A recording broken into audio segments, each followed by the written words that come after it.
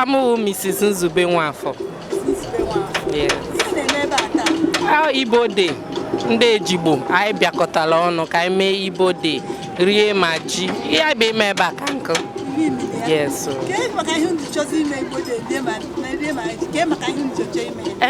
Ka anyị nwawu ndị Igbo ka anyị bịakọta ọnụ ṅụrịa ṅụọ lie malụ onwe anyị ịghọta ịma na East kịta na-eri ji mana anyị nwa nọ Lagos so ka anyị nọkọta ọnụ rikwa ji nke anyị malụ otu onye ọwụna si wee mee ịghọta.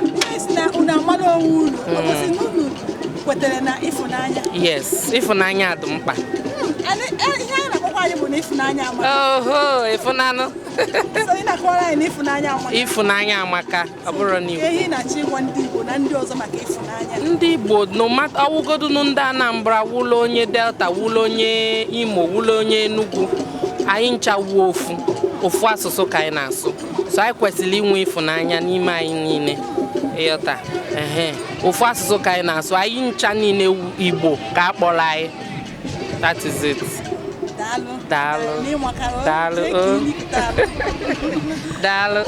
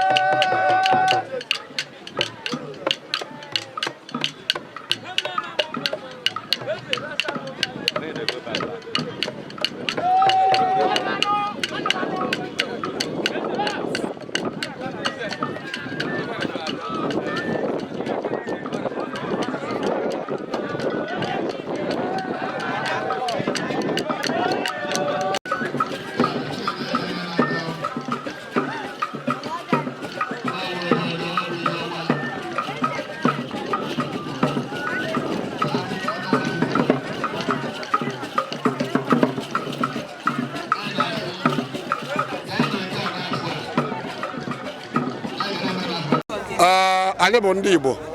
First of all, anyị bụ ndị Igbo bi na Lagos because even ebe ahụ different parts of ndị Igbo ma Imo ma Anambra ma Abia nwachara but ndị Igbo a na Enugu ndị Igbo a bụ ndị ọgbụ uche mụ na nwe onye ọgbụ ndị Igbo a bụ ndị ọgbụ ha bịakwa n'afa ndị Igbo iji wee dupụta onye ebe bụ Mrs. Lolo Rita Ogechukwu Matias Onwazombe nke echiri Okwesili Eze Nwaanyị wa ndị Igbo dịchara anya wee fụ ka o si agba mbọ na empowerment ị na-enyere ndị mmadụ aka n'ife gbasara agamnihu ma ejigbo ma ebe niile Nigeria as a whole wee sị na o kwesịrị na a ga-recognize ya wee chie nye Okwesili Eze Nwaanyị one na Igbo gburugburu na Lagos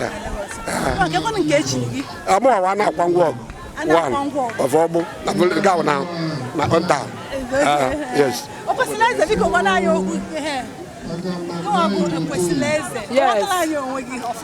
Abụ m Nwaada Rita Onwazombe nke eme a na-eme tata bụ emume echiche echiri m Okwesili Eze Nwaanyị. Yes.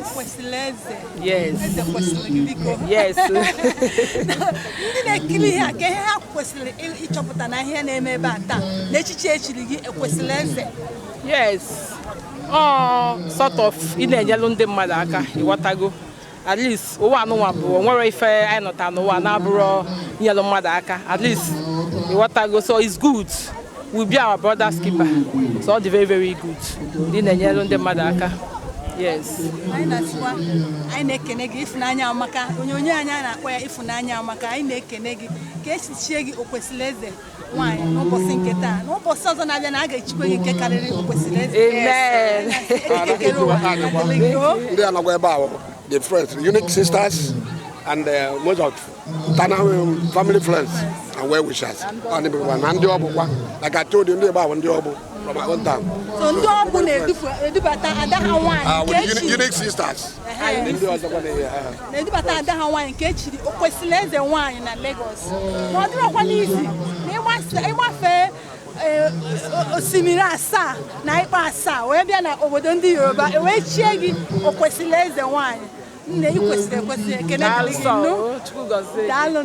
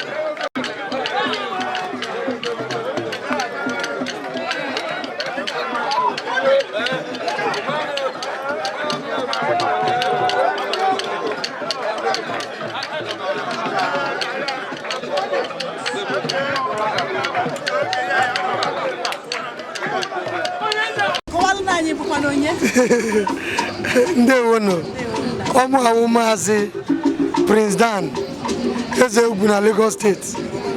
Yes. Yes, Ezegwu na Lagos State. Yes. Na-anabata gị na oge Ifunanya Amaka. Biko ka anyị nwee ike ịkọwa maka ihe anyị na Ifunanya Amaka. Ifunanya ọ mara mma? Onye ọbụla nọ n'ụwa na-enwere Ifunanya, onye nwe udo, a na-echukwa ma mfu ya anya. So Chineke sị gaa n'ụwa fụrịtara n'onwe unu n'anya. So onye ọbụla na-enwere Ifunanya, udo ama mbata n'ime ndụ ya. So Ifunanya Amaka, alakika mafuna. Biko, ihe m na-agwa ndị Igbo niile, biko, ma ndị nọ n'ugwu, ma ndị nọ na ndịda, ma ndị nọ na Lagos State, subscribe ọnụ Ifunanya Amaka. Because onye ọbụla nwe Ifunanya, udo ya dị n'ezinụlọ ya. Ihe ụtọ ga na-abịa na ndụ ya, bụ na ka ọ dị. Okay. Ime etigo m egwu m buru ibu mana YouTube. Ịta bụ hala Prince Dan. Enwe m ka na-akpọ Ikaite special. Nwee ka na-akpọ mma nwoke ego. So ịta bụ hala ya ga-efu ya gị ga-ede egwu. O nwee nke kụrụ Ikaite bịara irimo, ọ bịara iburu ego m ma ala aga. Ikaite mo, ọ bịara iburu ego m ma ala aga. Nwere nke kụrụ nwoke amaka mma bụ ego. Ma mbọ bute ike n'ego amaka. Nwoke amaka mma bụ ego. Ma mbọ bute ike n'ego amaka. N'akalaka niile n'Osinachi. Ije n'ụwa n'Osinachi adị mma. Nkechi nyere onye ya ka ya eji wee bili. So ị ga-esi ya fancha niile dị na vidio ma ọ dị ya ọ dịcha ebe ahụ. So ị ga-esi ya afụ ya ọmaka. Nsogbu adị. Udo. Thank you.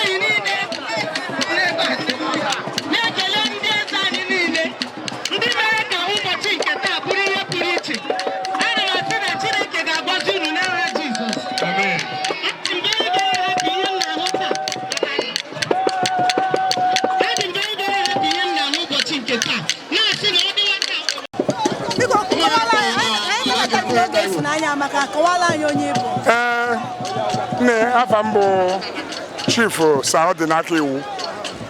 By the grace of God, I am no Ndibo, the traditional prime minister of Ndibo. Here I am a woman Landibo, and now my office may initiate this program. Oya kai mega kai chetara ndi no n'obodo a na anyị nwere omenala Igbo na ịsha Igbo bịa and anyị nwere ihe eji mara anyị ojirimara Igbo oya kai mega ihe ata. Mba anyị na-emebu ya n'ọdịrị dị iche iche mana taa wụ the first time ndị Igbo niile nọ n'Ejigbo ndị Igbo niile nọ n'Ejigbo zụkọtara ọrụ before a na-emebu ya palace ọbụla na-emere onwe ha but this one ka anyị gọkọtara ọnụ so this one is a bigger one, the mega one and the biggest one. Oh, to me as you know, I've succeeded in bringing all the prepper essence. I'm going to Eza to N'Ejigbo. And before I had a but today, with the first time, I got to Fuebe. And with what we have done now, is a Luther Continua. Thank you very much. I'm very grateful. We are very grateful. Thank you for coming. And I'm sure by next year, you will be with us again. God bless you. Thank you.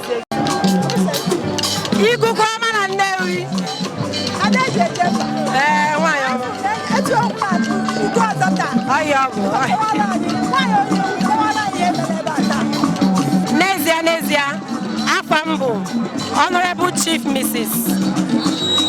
Nelly Okafo, Oluchi, Abumwada for the local government, Nankedi Enugu State. By special grace of God, Abumo Oriako, this is my handsome husband, Abumo Oriako Godwin, Mr. Godwin.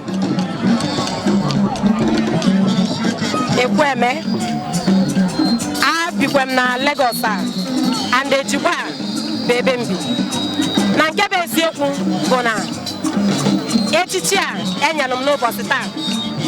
Ekwenyere m rinne na ọ bụrụ echi bịa na mberede. Otego ayọba maka echichi a. Mana as God may have it, ọ mgbe Chukwu ji wee chọọ ka o mee. So, ọ echichi a ka anyị na-eme coronation ya taa. Na-enwe anwụle na-asị ndị be anyị ka adịba solo anyị nwa anwụle. So, ọ ihe anyị na-eme ebe a n'ụbọchị taa.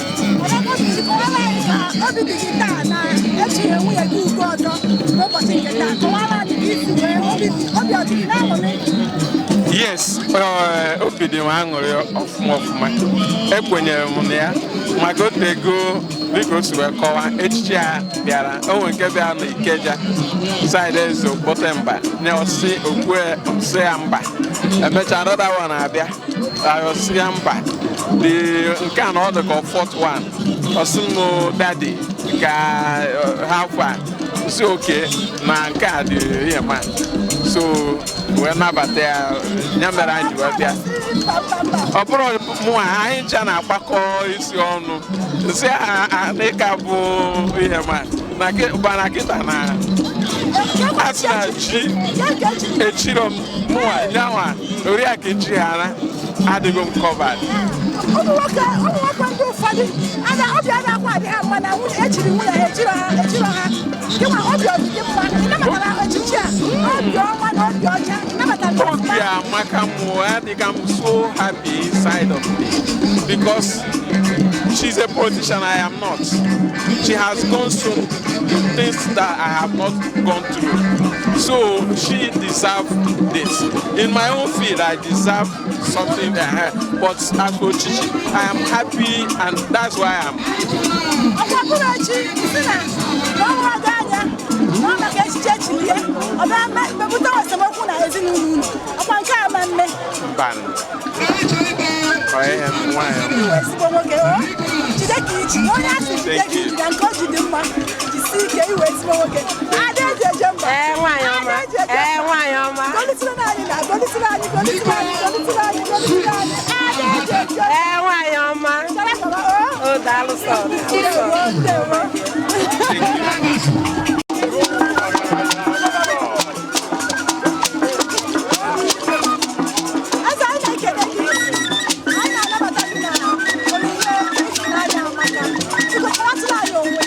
oge mụ bụ Eze Augustine Sunday Ojukwu ezuru otu eze ndị Igbo na-amụ ọdọ Local Government Lagos State.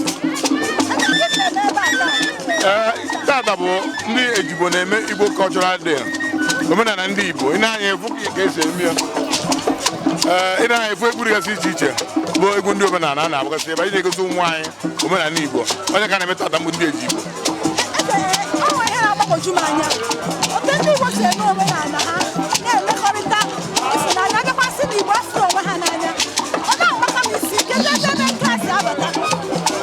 Igbo bụrụ onwe ha n'anya ọ ndị na-achọ itinye ndị Igbo ọgba ha na-ekwu Igbo afọ onwe ha n'anya ndị na-anya ekwe anyị n'ọzọ n'Igbo juru ebe a ọzọ n'Igbo juru anya ndị obodo a ndị nwe obodo a bịara ebe a asị ndị nwe obodo so Igbo bụrụ onwe ha n'anya Azụọs Nwafọ mụnwa bụ eze Igbo n'Ikọta Igando Isheri Olofi Kingdom abụ m eze Chimereze one of Izanot Local Government.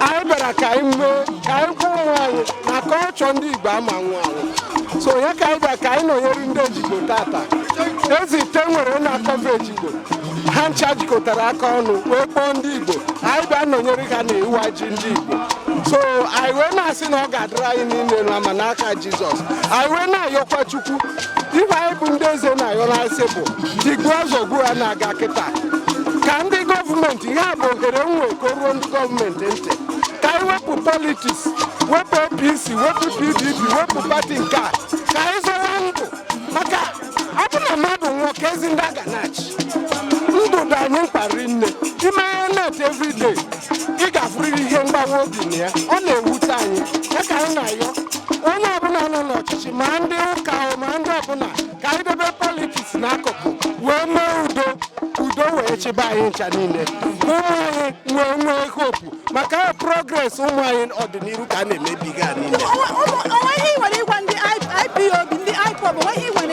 biko ihe nwee ịgwadebe ha bụ onye ọbụla dere jụụ ka anyị nọkọ n'ofu tebụl kpaa ihe a ụzọ ga-esi wee dị mma ka udo wee chịachị na tigbuo azọgbuo ama sọvụ nsogbu a niile na udo bụ ihe kacha mkpa udo na Jizọs bụ eze udo o wee guzobe si na anyị na-abụ Jizọs na ya chọrọ ka anyị solu nzọụkwụ ya ka nna ya ndị IPOB ndị niile mejọrọ ha wetuo obi ka anyị were udo kpaa ya ka udo wee chịba anyị niile n'aka Jizọs Kraịst bụ eze anyị udo tienụ Chimereze udo Mwawo Chief Ambassador Nicholas Emenike Njoko eziokwu bụ ndụ 1 nke Abas n'Imo State MD Nico Suit and Hotels nke atọ biko eziokwu ndụ enyego gị etugo gị ugo taa kedu akara ugo eturo gị taa biko gwagodi anyị kedu akara ugo eturo gị n'ụbọchị gị taa well ndị Igbo si na ha chọrọ ikele m na ihe ọma anyị na-eme n'Ejigbo anyị anọ n'Ejigbo 20 something years ụmụ here nwee business nwee ihe niile ụlọ ihe niile so ha bịara isi anyị na anyị agbalịala na anyị jisi ike enweghị much to say because ihe at the beginning ọ na-atọwa ụtọ ekwewe ama m sị echi kata mma next one ga-adị better than this ihe a first recognition ọ ga-arịrị anyị mma na nha ji ọ ga-adịrị gị mma onye Chukwu mere eze onye okwu eziokwu kedu ha kpa agaghị okwu eziokwu bụ ndụ eziokwu bụ ndụ biko werekwa ya gawa onye asị jisi ike nke o jikakwa mma biko werekwa eziokwu ahụ na-aga ọ ga-adịrị gị na mma